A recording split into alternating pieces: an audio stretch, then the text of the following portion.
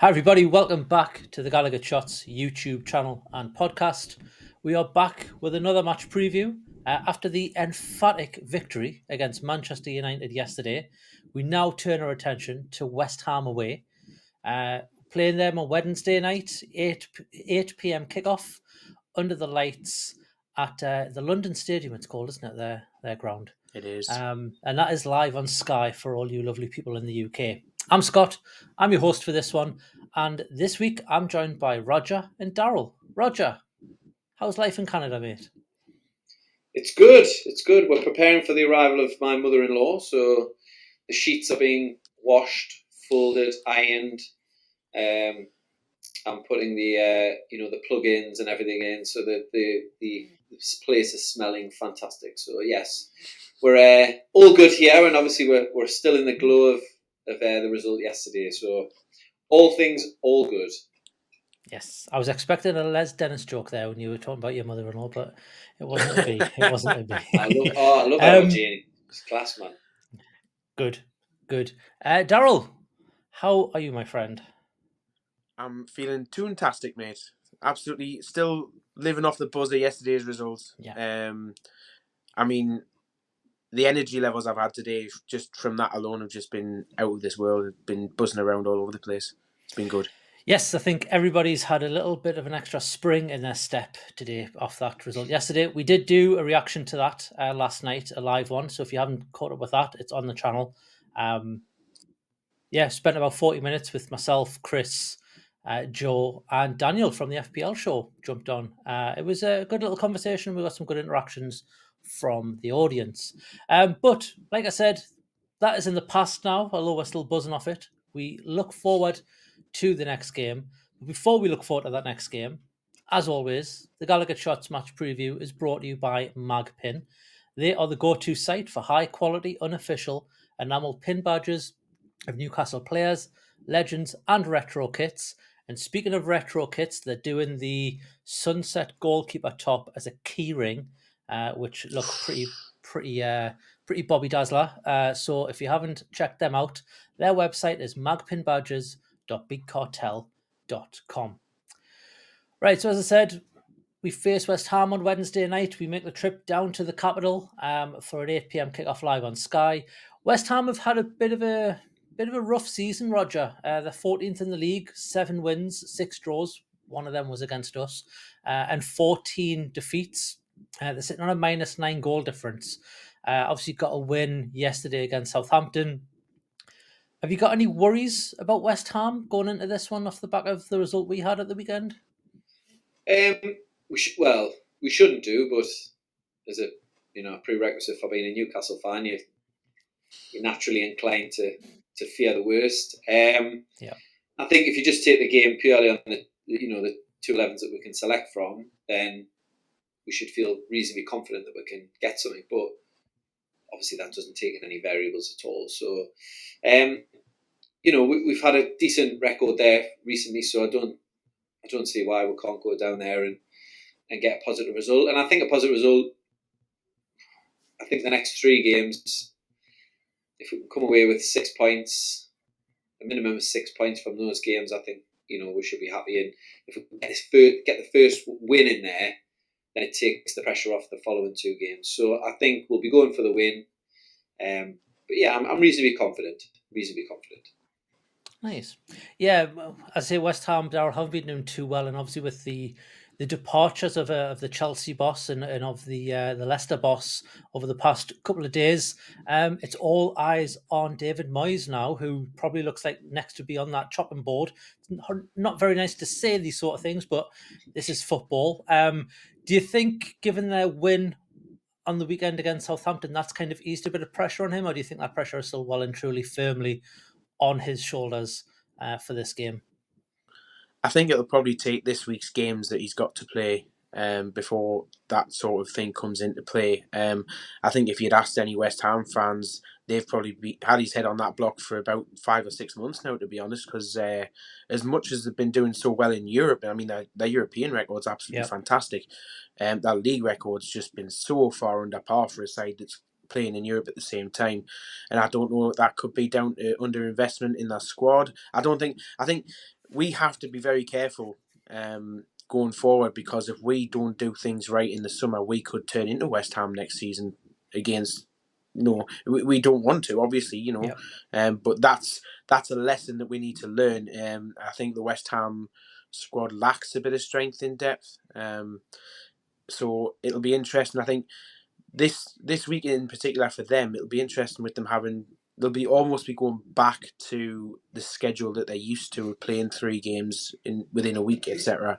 So it'll be interesting to see how he manages his squad, whether or not he rotates anybody, brings anybody in. But again, I think we might even see that from Eddie Howe as well. Joe Willock left the field a little bit early yesterday.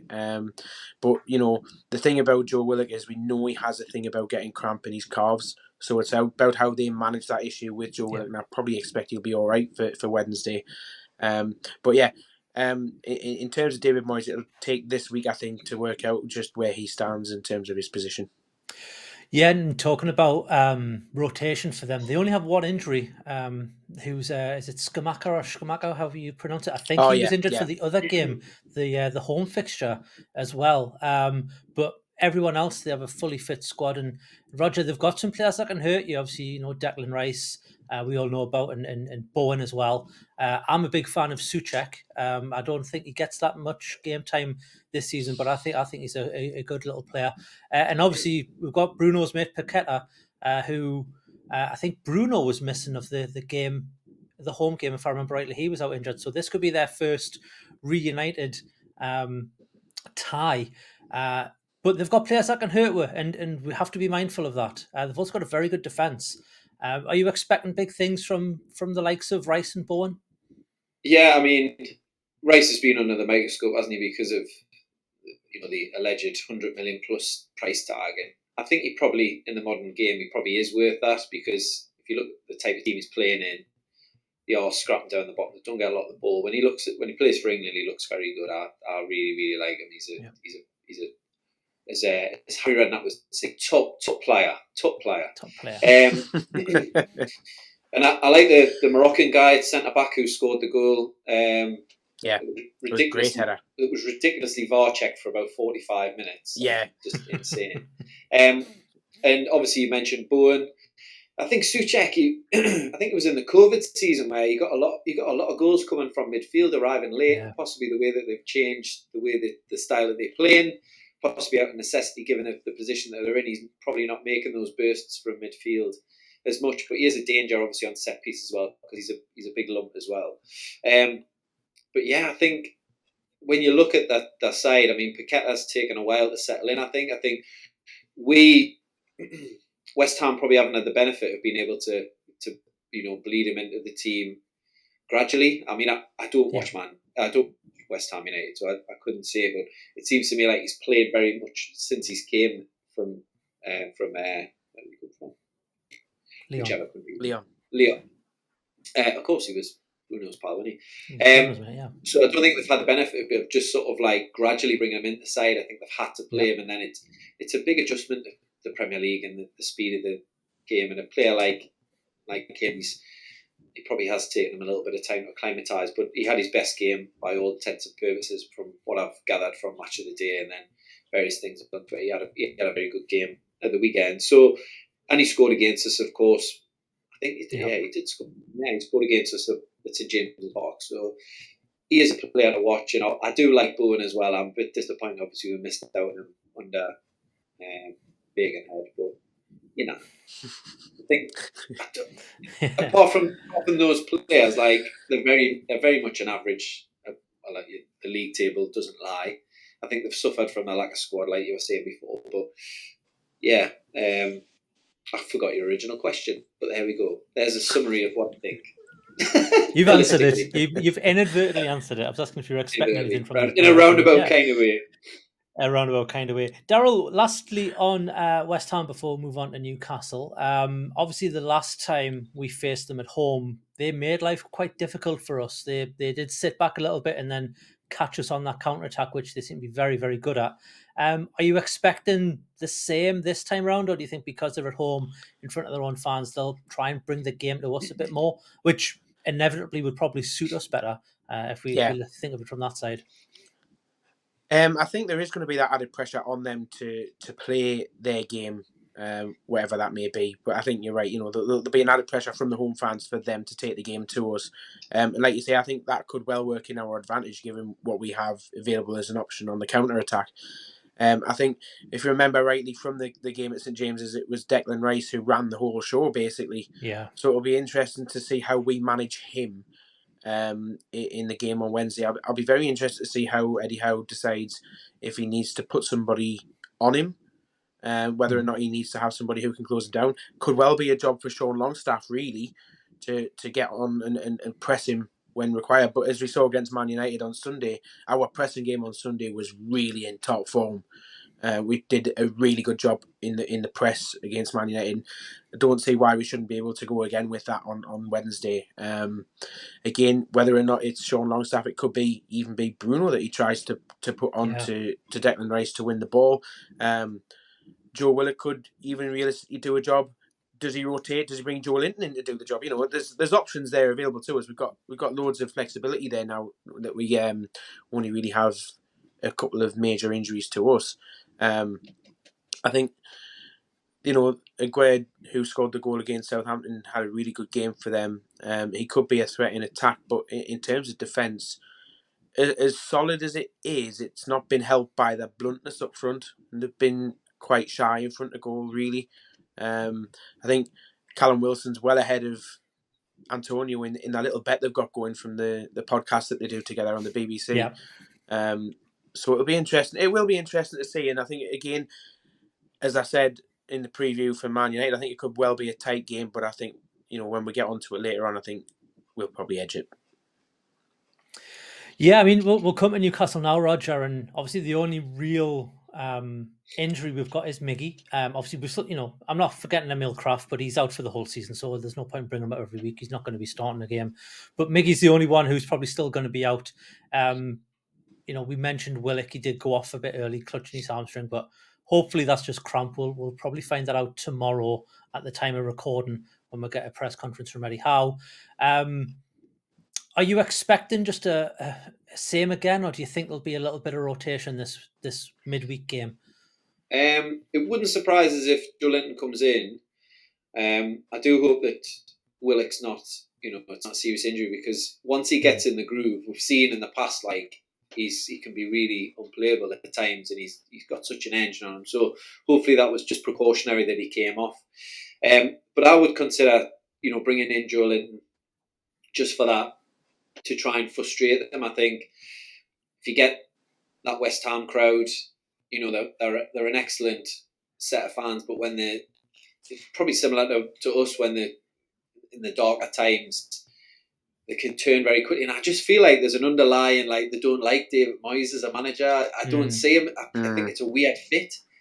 And I think if we can really frustrate them from the first 15, 20 minutes, it could make it a lot of it, a very much an easy game for it, or a lot easier, given the circumstances that West Ham find themselves in. So I would consider possibly taking out either Murphy or ASM. I think he probably, if he was going to do it, but I don't think he will. But I would probably drop ASM and bring Joe Linton in just to, deal with that of Rice running the game. That's what we need to avoid. We need Rice not to run the game and then get frustrated, and then we can then bring on our attack players to good effect. I mean, ASM was brilliant at the weekend. Let's not mess about. He was brilliant, but I would possibly consider that would be the only change I would make, unless it was forced and Willock is injured, and it would be a natural fit to bring Joe Linton back in. But I would maybe even consider bringing Wilson back in and giving Isak a little rest, because he's got a really good record against West Ham, and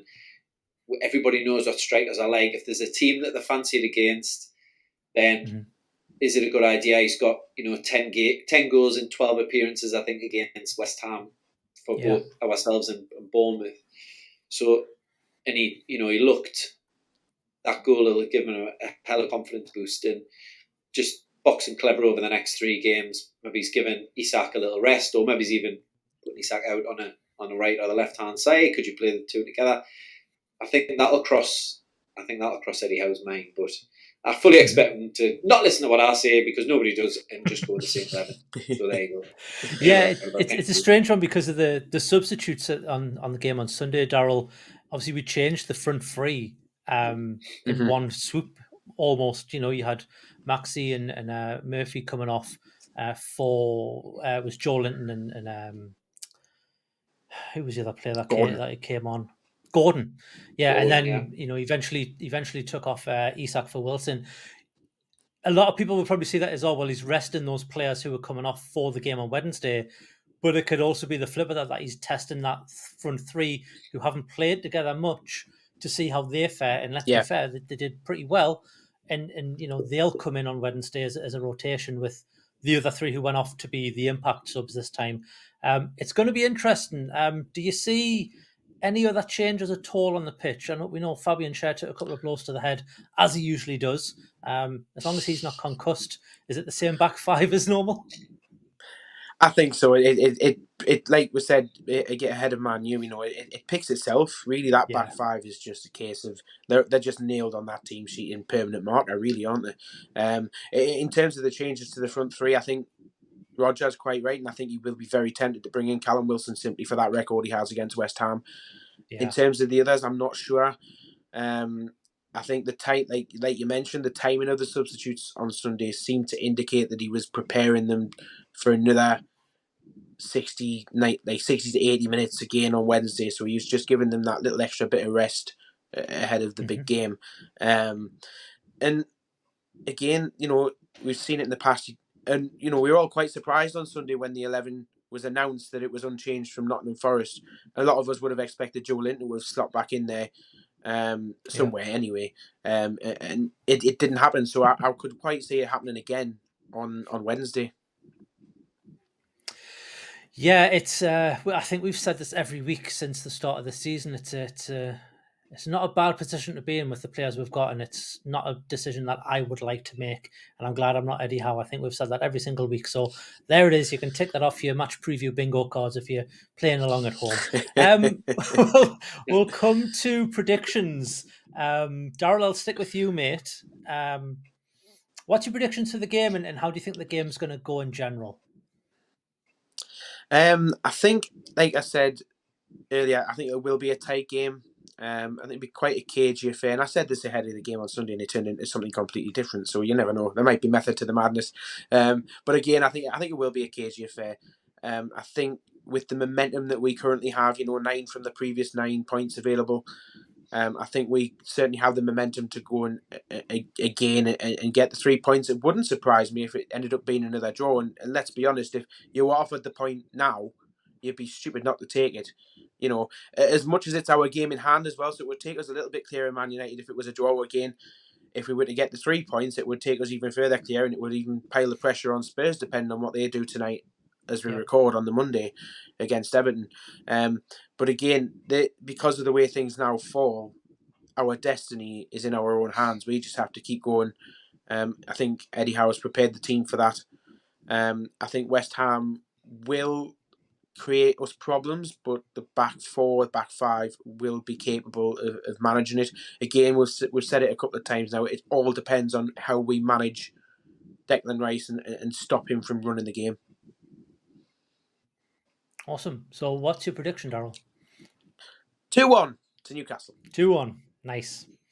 Same again. Roger, come to you for your prediction, mate. Also, though, do you think the momentum that we're on will only work in our favour? And also, can Daryl not shave his beard until we lose a game, because it's working wonders for us?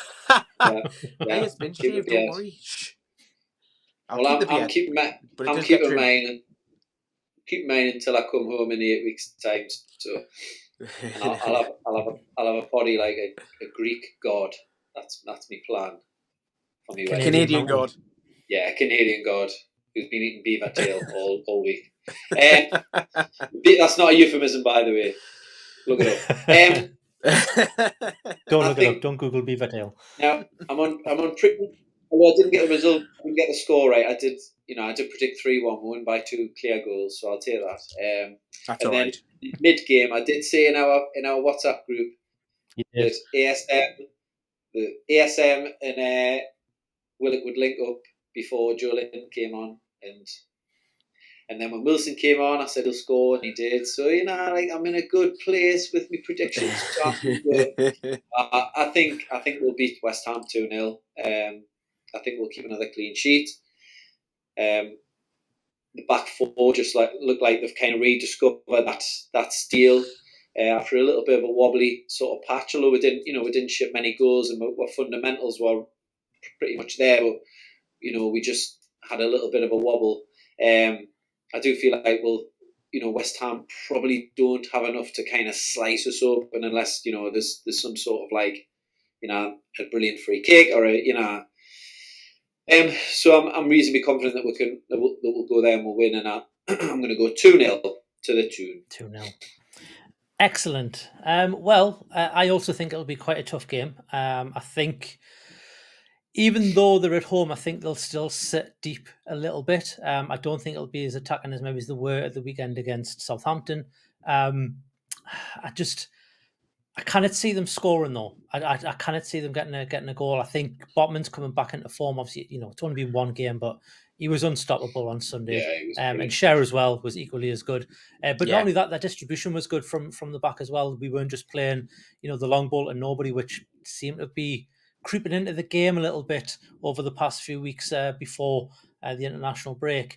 I think it'll still be a victory to Newcastle, but I'm only going to go for a 1-0 win. I think it'll be very tight, like I've said, but I think we'll have the probably the majority of the chances, and I think it'll be a frustrating game, kind of like yesterday when it came with those chances. But I think again halfway through the second half, we'll find that breakthrough and we'll get that goal, and then we'll I don't want to say hang on, but we'll control the game enough to secure that with 1-0. It'll be an awful watch if that's the case. But yeah, there we go. But 3 wins from your 3 guests on this show. Does anybody have anything that they want to add before we wrap this one up? I think if Joe was in the other corner here somewhere on my side, I think he'd probably go for a 1-1 just to make it all even and have like he did last week. He loves a 1-1. He loves a 1-1. Why do you think he's not in this one? Yeah. I still think that by that Tottenham game, we will be solidly in 3rd place. Yeah, I really do. Yeah, I really do. I had a feeling like we're going on one of these little, one of these sort of runs that we had, last season where we put strings of games together, like 5, 6, 7 games where we were undefeated or we won on the bounce, and we're in like I said about Joe Willock. I think we're just in a groove now, and it's about. Don't get us wrong. These games, I think the Villa game will be out of these games. The Villa game will be the toughest one. I've got the Villa game will be the hardest, and I'll be happy with a draw in that game. But I think the Brentford and the West Ham game, I think we've been there before. We've won these games. We know how to play. But I think Villa, I like Unai Emery. I think he's a good manager. They've got some good players. They're in a good sort of upward trajectory. Yeah. And I think out of these, the next 4 games, I think that Villa game is probably going to be the trickiest one. I'd go with it. I'd go with Joe and go 1-1 with that one if you want to get a preview of a preview. But yeah, I think we're in a good groove, and I think that we're in a good place. So, how are the lads? How are the lads, indeed. And yeah, so we will be back after the West Ham game for a reaction. Then we'll have another preview for you for the Brentford game, as well as we're recording Canny Chatter tomorrow. We're also going to be doing extra time this week, Roger, I believe it's back. Extra time this week. Plenty of content. Like I say, I hope my content webcam coming out your ears. Coming up, everything, yes. But there we go. But thanks everybody for watching. Thanks, Roger. Thanks, Daryl. It's been a pleasure. Daryl, for that image. If you do like this sort of content and you don't mind it coming out of everything, go scroll down from this video and hit the little subscribe button. It means the world to us. We are trying to get to 10,000 subscribers by the end of the season. We're so close. We're in reaching distance. So, yeah, scroll down if you're not already and hit the subscribe button. And while you're down there, hit the little thumbs up, and that gets this video into the hands of other Newcastle United fans, as well as some West Ham fans as well. And if you want to be notified when we go live with videos, hit the little notification bell. That'll give you a little pop-up on your screen of when we do post new content. And then if you want to do one step further and be extra nice, Roger, what do they need to do? Join the Telegram group, tell a friend, go for a dog walk and tell 4 people, they tell 4 people, and they tell 4 people, and they tell 4 people, and they tell 4 people. Yeah. Yes, we do have a membership program. It's $2.99 a month, and that gets you early access to the videos and access to the Telegram group. You should know this by now, Roger. Go on, Eddie, go on. I was looking at something popped up on my screen there, and I was like, yeah, so yes, go for a walk. Always professional, yes. Scott. You know me. Of course, it wouldn't be this channel if we weren't, Roger. It wouldn't be this channel if we weren't. But anyways, we will go into this one brimming with confidence after that victory over Man U. Let's hope we can get a result down in the capital and top. I'll be there. Middle of this week off. You going down? Yeah, you must be traveling down tomorrow. Going down, yeah. Well, either tomorrow or Wednesday morning, one of the two. How many games have you done this season, Daryl? How many games? Away, I'd have to check my list, mate. I've done quite a few of the home games, and I think I've done about 8 or 9 away. He's trying to rack those loyalty points up for next season's final, aren't you, Daryl?